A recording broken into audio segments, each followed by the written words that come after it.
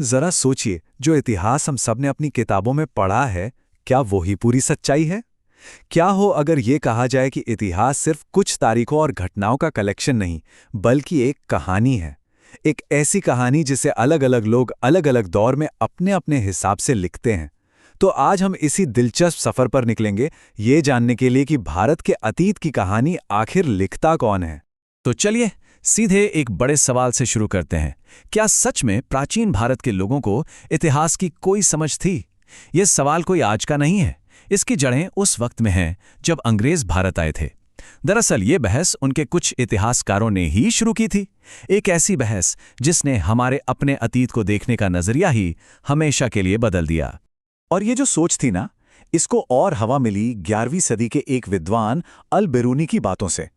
उनका कहना था कि भारतीय लोग इतिहास को लेकर ज्यादा गंभीर नहीं हैं और किसी भी सवाल का जवाब कहानियों में देते हैं। बाद में ब्रिटिशर्स ने इसी बात को पकड़ लिया और ये उनकी सोच का एक अहम हिस्सा बन गया। ये उनके इस दावे को मजबूत करता था कि भारतीय अपना शासन खुद नहीं कर सकते।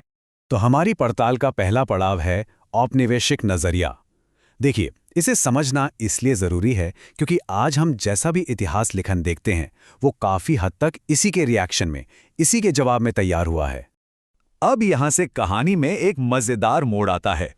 एक तरफ अंग्रेज इतिहासकार थे जिनका कहना था कि प्राचीन भारत तो एक ठहरा हुआ समाज था जिसे कभी इतिहास लिखने की जरूरत ही महसूस नहीं हुई।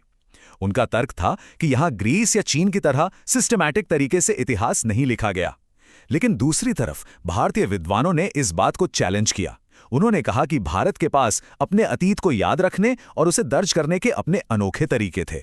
हां, वो तरीके अलग जरूर थे, पर इसका यह मतलब तो नहीं कि हमें अपने इतिहास की कोई परवाह ही नहीं थी। तो चलिए अब जरा उन सबूतों पर नजर डालते हैं जो इस औपनिवेशिक दावे के खिलाफ पेश किए गए हैं। हम उन प्राचीन भारतीय परंपराओं को देखेंगे जो एक बिल्कुल अलग तस्वीर पेश करती हैं। तो वो तरीके क्या थे? देखिए, हमारे पूर्वजों के पास अतीत को संजोने के कई तरीके थे। जैसे कि पुराणों को ही ले लीजिए, उनमें सिर्फ कहानियां नहीं हैं, बल्कि राजाओं की पूरी वंशावली और उनके राज का ब्यौरा भी है। हमारे महाकाव्यों को तो इतिहास ही कहा जाता था, मतलब ऐसा ही हुआ था। इसके अलावा राजाओं की जीवनियां, जैसे कि हर्षचरित और पत्थर पर लिखे शिलालेख, ये सब हमें उस दौर की घटनाओं की गवाही देते हैं। ये सब मिलकर यही दिखाते हैं कि भारत में इतिहास की गहरी चेतना थी, भले ही उसे लिखने का ढंग अलग था। मशहूर इतिहासकार रोमिला थापर ने इस पूरी बहस को बहुत ही अच्छे से समेटा है। उनके मुताबिक इतिहास का बोध सिर्फ ये जानना नहीं है कि अतीत में क्या हुआ। असली बात यह है कि कोई समाज अपने अतीत की किन घटनाओं को याद रखने लायक समझता है। मतलब हर कल्चर का अपने अतीत को देखने का एक अलग चश्मा होता है। अच्छा, अब कहानी में एक और बड़ा बदलाव आता है। भारत में इस्लाम के आने के साथ ही इतिहास लिखने का एक नया और ज्यादा सिस्टमैटिक तरीका सामने आया। तो ये नया तरीका क्या था? असल में मुस्लिम इतिहासकारों ने घटनाओं को क्रोनोलॉजिकली, मतलब एक के बाद एक तारीखों के हिसाब से दर्ज करना शुरू किया। उनका मेन फोकस शासकों, उनकी जंगों और राजनैतिक उठापटक पर होता था।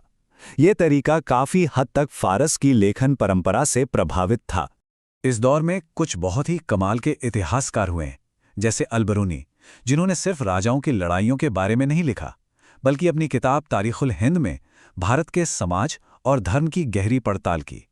वहीं जियाउद्दीन बर्नी जैसे लेखक भी थे, जो सिर्फ ये नहीं लिखते थे कि क्या हुआ, बल्कि शासकों के फैसलों का विश्लेषण भी करते थे कि क्या सही था और क्या गलत। इन लेखकों ने भारतीय इतिहास लेखन को एक बिल्कुल नई दिशा दी। चलिए अब कहानी को फास्ट फॉरवर्ड करके आज़ादी के बाद के दौर में लाते हैं। भारत की आज़ादी के साथ ही इतिहास लेखन के मैदान में एक तरह की इंटेलेक्चुअल क्रांति हुई और अतीत को देखने के बिल्कुल नए तरीके सामने आए। तो हुआ ये कि 1940s से लेकर 90s तक मार्क्सवादी इतिहास लेखन का काफ़ी बोलबाला रहा। और फिर 80s के दशक में एक और रैडिकल सोच सामने आई जिसे कहते हैं सबाल्टर्न हिस्टोरियोग्राफी, जिसने दबे कुचले लोगों के नज़रिए से इतिहास लिखने पर जोर दिया। तो ये मार्क्सवादी इतिहास लेखन है क्या चीज़? आसान भाषा में समझिए, ये लोग इतिहास को राजाओं और उनकी लड़ाइयों की कहानी नहीं मानते। इसके बजाय ये सवाल पूछते हैं कि उस दौर का समाज कैसे चलता था, अमीर और गरीब के बीच का रिश्ता कैसा था। इनका फोकस आम लोगों, किसानों, मजदूरों और उनकी आर्थिक हालत के जरिए इतिहास को समझने पर था। इस अप्रोच ने सच में इतिहास को देखने का पूरा नजरिया ही बदल दिया। मार्क्सवादी इतिहासकारों ने ये जो ग्रेट मैन थ्योरी होती है ना, कि इतिहास कुछ महान लोग बनाते हैं, उसे सिरे से खारिज कर दिया। उनका ध्यान समाज की बनावट और अलग-अलग वर्गों के बीच के संघर्ष पर था, जैसे कि सत्ता और किसानों के बीच का टकराव। अब आते हैं सबॉल्टन स्कूल पर, जो अपने आप में एक क्रांतिकारी सोच थी। इन इतिहासकारों ने कहा कि अब तक का लिखा गया सारा इतिहास, चाहे वो औपनिवेशिक हो, राष्ट्रवादी हो या फिर मार्क्सवादी ही क्यों ना हो, ये सब एलीट यानी ऊपर के तबके का इतिहास है। सबॉल्टन स्कूल का मकसद था उन लोगों की कहानी सामने लाना जिनकी आवाज को इतिहास में दबा दिया गया, जैसे आम किसान, मजदूर और आदिवासी। इनका सबसे बड़ा तर्क ये था कि इतिहास अब तक सिर्फ शक्तिशाली लोगों के नजरिए से लिखा गया है।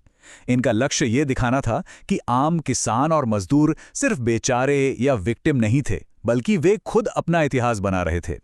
उनकी अपनी एक अलग दुनिया थी, अपनी राजनीति थी, जो इलीट क्लास की राजनीति से बिल्कुल जुदा थी। उनका काम था इतिहास के पन्नों से मिटा दी गई इन आवाजों को दोबारा खोजना।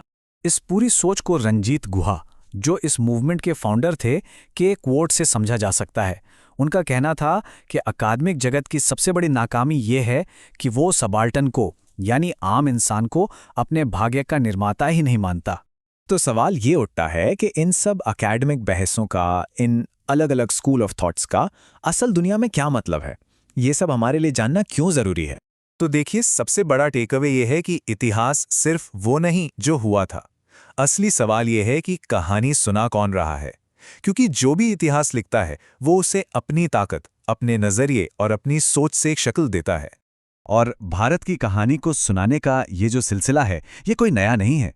ये 2000 साल से भी ज्यादा पुराना है। प्राचीन भाटों से लेकर आज के मॉडर्न एकेडमिक्स तक ये कोशिश जारी है, और ये कहानी आज भी इसी पल लिखी जा रही है।